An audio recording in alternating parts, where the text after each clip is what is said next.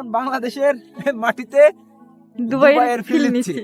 একদিকে পরিবেশটা দুবাইয়ের ফিল, অর্থাৎ মরুভূমি আর মরুভূমি, আর আবহাওয়াতে বলতেছে আমরা এখন ইউরোপ কান্ট্রিতে আছি। দেখেন চারিদিকে শুধু কুয়াশা আর কুয়াশা লেখা আছে, যেমন সাদা বালি তেমন সাদা কুয়াশা, অস্থির একটা পরিবেশ, ঠান্ডা পরিবেশ এবং হেভি একটা ওয়েদার।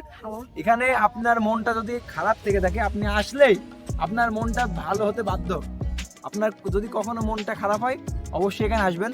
আর আমাদের ঝিনাইদহে চুয়াডাঙ্গাতে যারা আমাদের ব্লগটা বা আমার ভিডিওটা দেখছেন, তাদেরকে আমি বিশেষভাবে অনুরোধ জানাবো যে আপনারা সময় পেলেই এই পদ্মার পাড়ে ঘুরতে আসবেন। চুয়াডাঙ্গা বা ঝিনাইদহ থেকে এই জায়গাটা খুব বেশি দূরে না, এই অ্যারাউন্ড 70 কিলোর কাছাকাছি হবে হয়তো। তো সব মিলিয়ে আসলে এখানে কখনো আপনি ঠকবেন না, এবং অবশ্যই এসে এই পদ্মার পাড়ে এসে এই বালি মাখা পরিবেশে এসে অবশ্যই ঘুরে যাবেন, আপনার ভালো লাগবে আশা করি।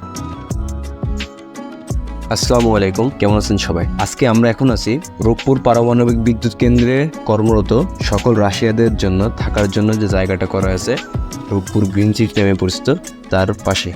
এই রূপপুর গ্রিন সিটি দেখতে খুবই চমৎকার এবং সুন্দর একটা জায়গা। এই রূপপুর গ্রিন সিটির পাশে খুব সুন্দর এবং চমৎকার হওয়ার আরেকটা কারণ হচ্ছে এখানে বসবাসরত রাশিয়ানরা। আপনি যদি এখানে আসেন তো আপনি এমনিতেই রাশিয়ানদের দেখতে পাবেন।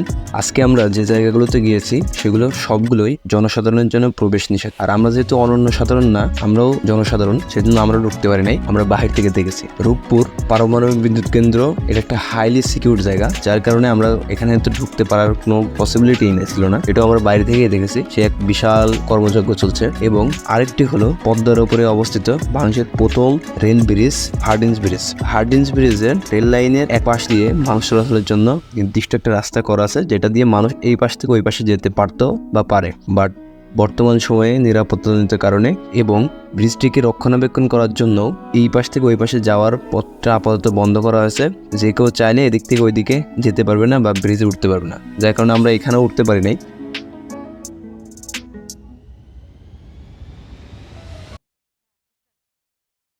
আসসালামু আলাইকুম, কেমন আছেন সবাই? আমি এখন দাঁড়িয়ে আছি বাংলাদেশের খুব গুরুত্বপূর্ণ একটা স্পটে। এটা হচ্ছে পাবনা জেলার ঈশ্বরদীতে অবস্থিত। আপনি যদি ঠিকঠাক মতো খেয়াল করেন, অলরেডি আপনারা দেখতে পাচ্ছেন আমার পেছনে আছে বাংলাদেশের পরমাণু বিজ্ঞানের প্রবেশ প্রথম পা দেওয়া হয়, যেটার মাধ্যমে পারমাণবিক বিদ্যুৎ কেন্দ্র অর্থাৎ নিউক্লিয়ার যে পাওয়ার প্ল্যান্ট আছে সেটা পেছনে অবস্থিত, রূপপুরের নিউক্লিয়ার পাওয়ার প্ল্যান্ট। এবং আপনি যদি আমার বাঁ হাতে ঠিকঠাক মতো খেয়াল করেন তো এখন পদ্মা নদীর ওপরে অবস্থিত প্রথম লালনশাহ সেতু, যেটা কুষ্টিয়ার গর্ব বলা চলে। আর এইদিকে ঠিকঠাক মতো দেখেন, আমার এই ঠিক ডান হাতে, একদম ডান হাতেই তৈরি হয়েছে আপনার বাংলাদেশের প্রথম পদ্মা নদীর ওপর যে ব্রিজটা, রেল ব্রিজ, হার্ডিঞ্জ ব্রিজ বলে পরিচিত এই ব্রিজটা। তো এই টোটাল যে ব্যাপারটা আমাদের বাংলাদেশের ভিতরে একটা গর্বের যে ব্যাপারগুলো আছে সবগুলোই এই এক স্পট থেকে, অর্থাৎ এই যেখানে আমি দাঁড়ায় আছি এখান থেকে চাইলে আপনি তিনটাই দেখতে পারবেন। এক ফলে আমাদের হচ্ছে যে লালনশাহ সেতু, আরেকটা হচ্ছে যে হার্ডিঞ্জ ব্রিজ, বাংলাদেশের গর্ব, যেটা ব্রিটিশ আমলে তৈরি হয়েছিল, এখনও মাথা উঁচু করে দাঁড়িয়ে আছে, তার বয়স 100 বছরের অনেক বেশি। এবং আমার পেছনে নতুন নবনির্মিত, এখনও কার্যক্রম চালু হয়নি কিন্তু চলতেছে, সেই রূপপুর পাওয়ার প্ল্যান্ট দেখা হচ্ছে একদম দাঁড়িয়ে।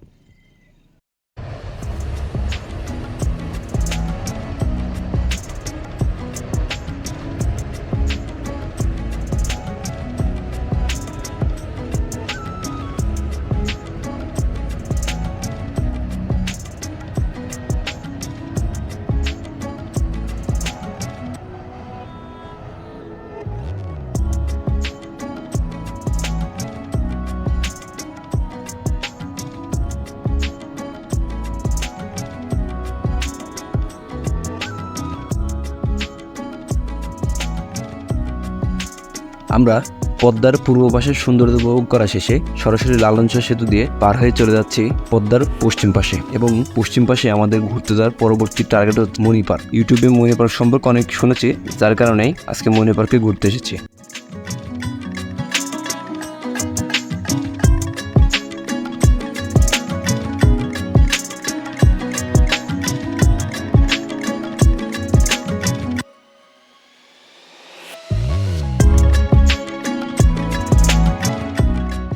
আমরা এখন সরাসরি চলে এসেছি কুষ্টিয়া ভেড়ামারা প্রান্তে অবস্থিত মণি পার্কে।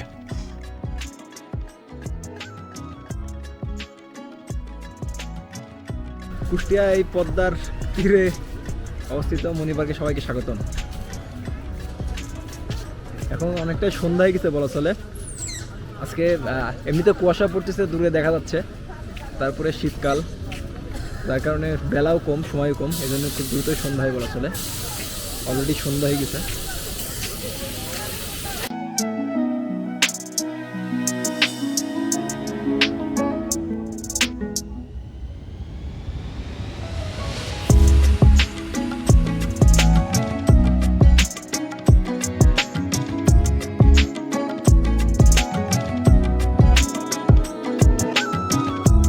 মনি পার্কের একটা নিজস্ব আলাদা সৌন্দর্য আছে, যেটা আমার খুবই ভালো লাগে।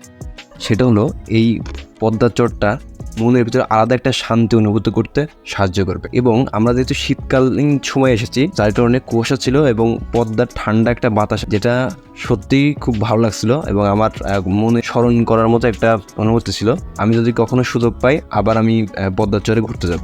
মনি পার্ক সাধারণত সন্ধ্যা 7:30 বা 8টা পর্যন্ত খোলা থাকে। আর আমরা যেহেতু দূর থেকে এসেছি শীতের সময়, এই জন্য আমরা দেরি না করে সন্ধ্যার আজান দেওয়ার পরপরই বের হয়ে আসি। সো আজকে আমাদের ব্লগটি এই পর্যন্ত থাকছে।